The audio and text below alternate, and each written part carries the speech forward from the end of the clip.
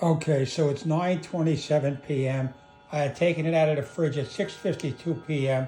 So that's a little under 3 hours. If you look closely where the arrow is, not the line, you'll see that it has risen about a quarter of an inch or so. Not that much, but I didn't expect much. I'm going to put it back in the fridge now, and I'll take it out again in the morning. Okay, so it's 5:25 a.m. I took Irwin back out of the refrigerator, and I'm leaving him here to wake up with a couple of friends. These are very good friends of his, and it will be helpful for him. Just for the information of the viewer, I want to show you some of my equipment and my books that I've had over the years. This is just a partial. I have many more upstairs and so on. My containers, these things have been accumulated over a 30-year period. This has been a hobby of mine for a long, long time. And just to show you, you will see the date on when I ordered some of the baking equipment in 1994. This is 30 years ago. Anyway, it's been a wonderful, wonderful hobby. I recommend it highly to anyone who has an interest in it. It is very rewarding, and God bless you all. So Irwin is out of the fridge, and Irwin has risen about, a little more than 50% from the line, or the arrow, I should say. And I'm preparing to mix the dough. All of the ingredients are here, everything that's required, the containers and so on. The mixer, you have it, everything's here. And I'm going to start to mix it. As a point of information, this is what Irwin looks like right now. Looks very, very healthy. It smells beautiful. And Irwin is ready to go.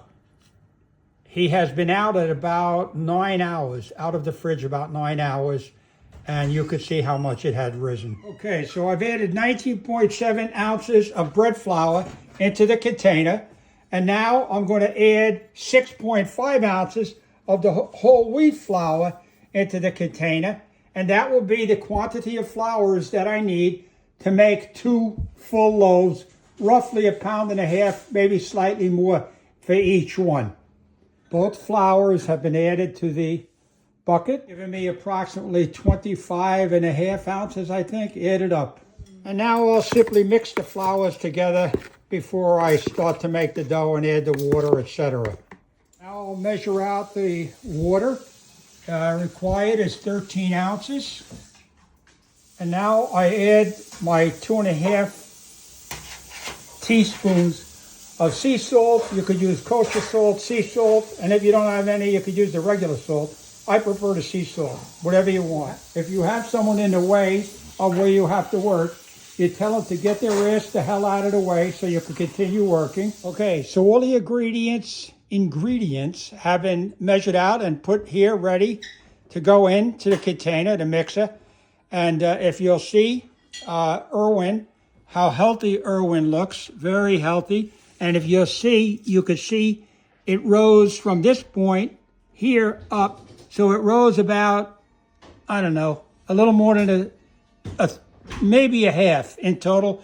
But that's all it was required. It smells beautiful, it looks beautiful, and it only didn't rise double because I had it in the fridge, and that's normal. So now I'm going to start mixing the ingredients. Keep one thing in mind, if you don't have a little Baron Trump in a refrigerator, then you will have to take a fetus out of here and create a Baron Trump to put in for future bakes. I'm going to use this whole thing pretty much because I have another culture, a little Irwin Schrodinger in the fridge. Okay, Irwin is now going in to the mixing jar. So let's see how she looks. Well, looks pretty good to me. This is what to tell. See? We see how it's stringy, how it's sticky. Anyway, it's good. Believe me, it's good. They don't always look all alike. Sometimes they're a little different. But she looks, or he, excuse me, sorry, Irwin. Irwin looks very good. Okay, Irwin, the starter is in the mixing bowl. And now I'm putting in the water, which has been pre-measured. There goes the water. And then we're going to mix that up nice. Okay, it's all mixed nice. Everything's mixed together. The culture and the water. Now the flour is going to go in. Water and culture is in the mixer. And the salt is at the ready. So I'm going to begin to mix it. Okay, the mixing process has begun. And now that some of the water is being absorbed into the flour, I'll give it another few moments. And then I'll start to put the salt in. I could explain another time why you wait a little bit. You don't have to, but that's the best way to do it. And so it looks like it's mixed enough. So now I'll put the salt in as it goes around. This way it gets mixed in well, but one way or the other it's going to get mixed in well. Okay, there you go. And now I'll let it mix thoroughly, and then I'll let it do a little autolyse for about 45 minutes an hour. Okay, the dough is thoroughly mixed, and now I'm going to do a bit of an autolyse. I'm just going to take this cover, this napkin, and I'm going to cover it so that not much air gets in there. I don't want it to dry out. I'll leave it like that for a half hour. Since there's not that much, when I have more, I leave it there for an hour. Half hour is going to be fine. There we go. The stone is in place, and I'll light the oven about at least an hour beforehand, because it takes quite a while for the stone to get hot, and you want to get it as hot as you can. Okay, we're going to take some, what do you call it? Palm oil or any kind of oil, olive oil, whatever, and we're going to spray the inside of this just enough so that the flour doesn't, the dough doesn't stick when you go to take it out. It's lightly sprayed all around, that's all. And now when I go to take the dough out, to do whatever I'm going to do with it, it won't stick. The autolyse is complete, and so I'm going to take the dough out. Dough looks good, a little more smoother than it was before the autolyse.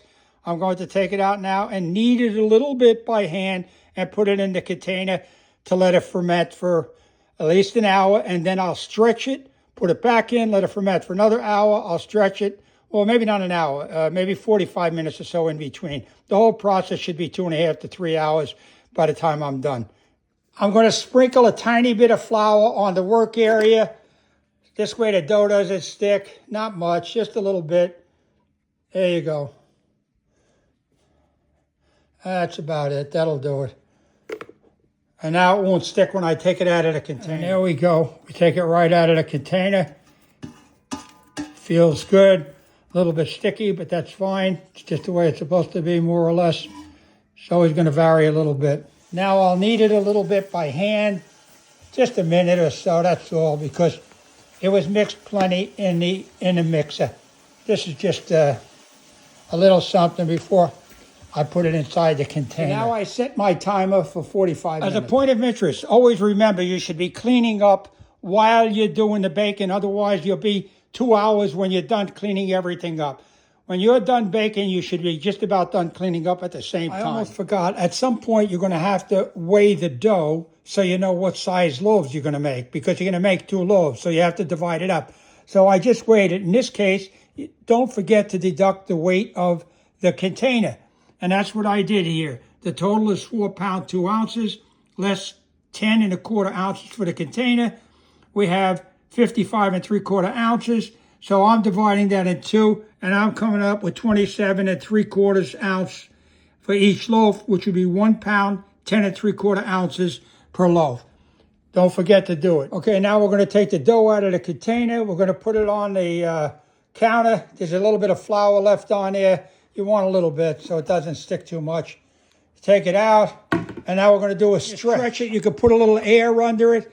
Don't get carried away. You just want a nice stretch so that you can see the gluten is strong. You're strengthening up the gluten. Now you're going to fold it like that, and then you're going to put it back in the container. Put it back in the container. Put the folded side down.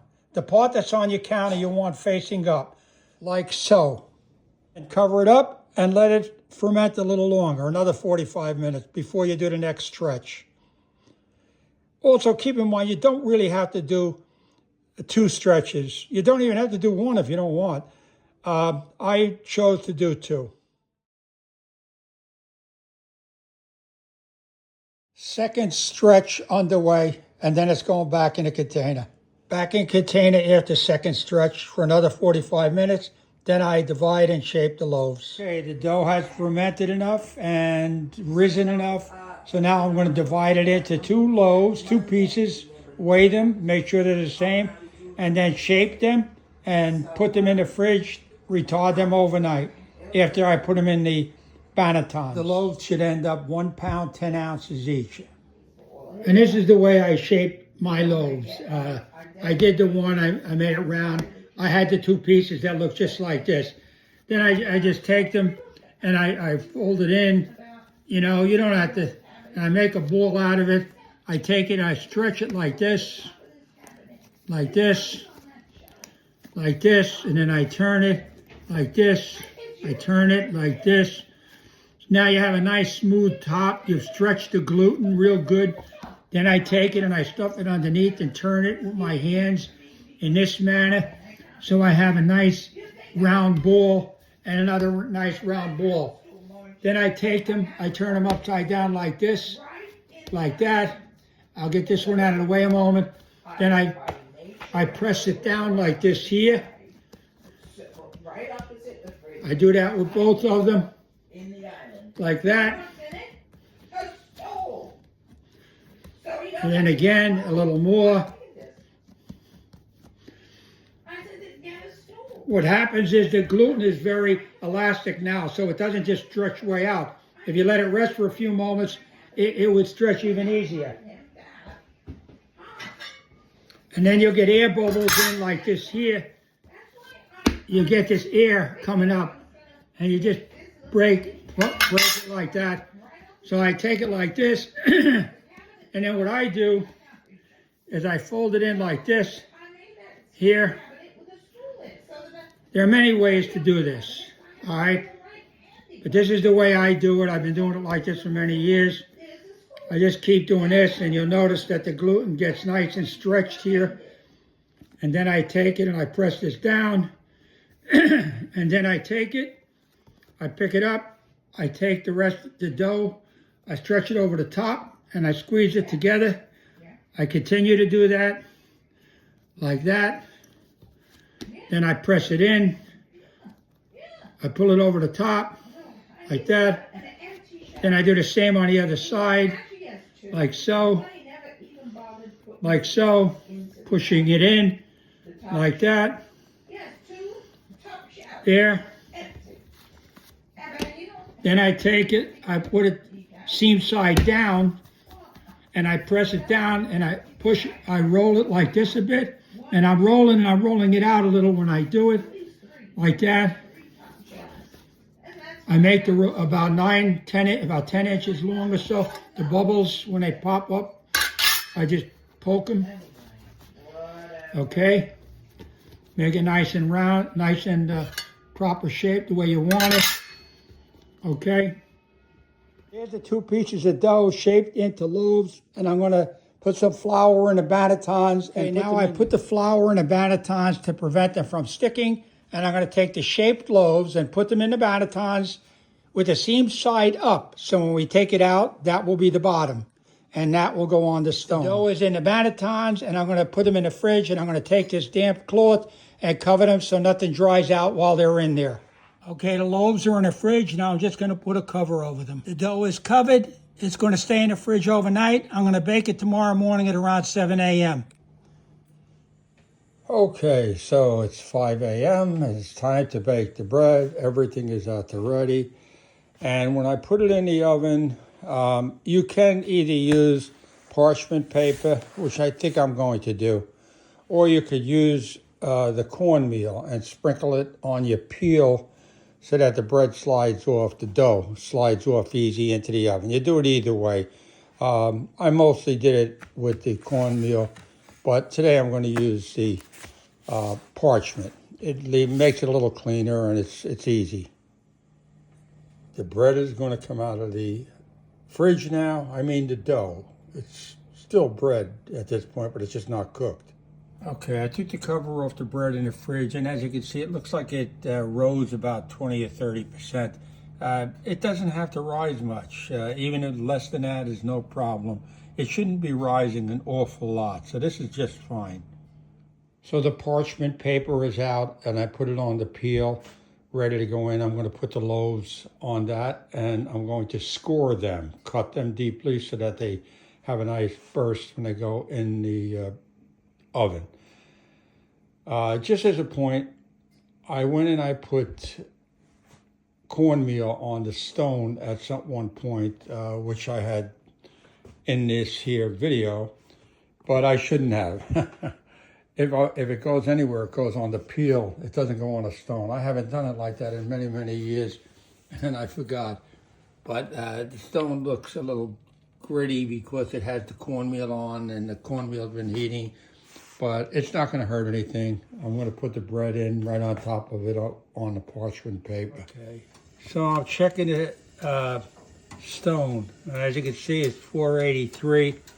The sides are a little bit less, which is fine.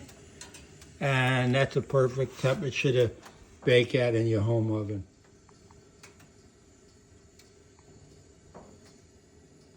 I'm going to put this cookie sheet on the bottom of the oven, like so, and push it in a little bit, not too much. The idea is I'm going to throw some ice cubes on there the minute I load the bread. This way we can have some steam in there. I'm taking the dough out of the banneton and I'm going to put it on the parchment carefully. The bread dough is loaded on the peel, on the parchment. I'm going to score it now with the razor blade. I'm going to take the razor blade and score it and then put it in the oven.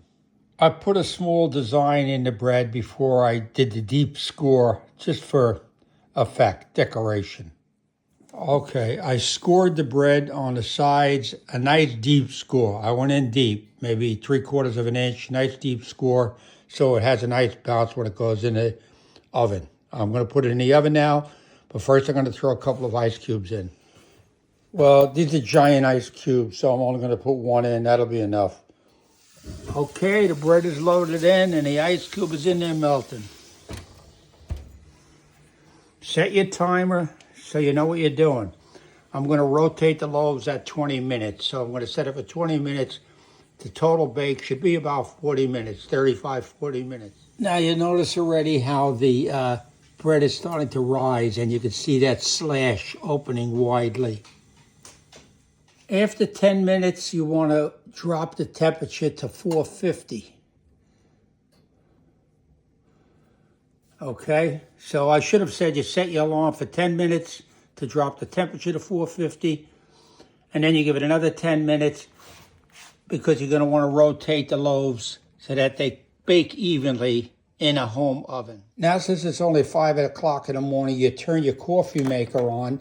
Since you're here all by yourself and you've been up since 3:30 because you couldn't sleep, and you make yourself a cup of coffee as soon as it heats up. You take your Score Innovations cup, insulated cup, Yeti cup, which is labeled for the company Night, Performance Parts and Accessories, and you get it ready to pour the coffee in once it's done. It seems to be getting a very nice bounce on the loaves.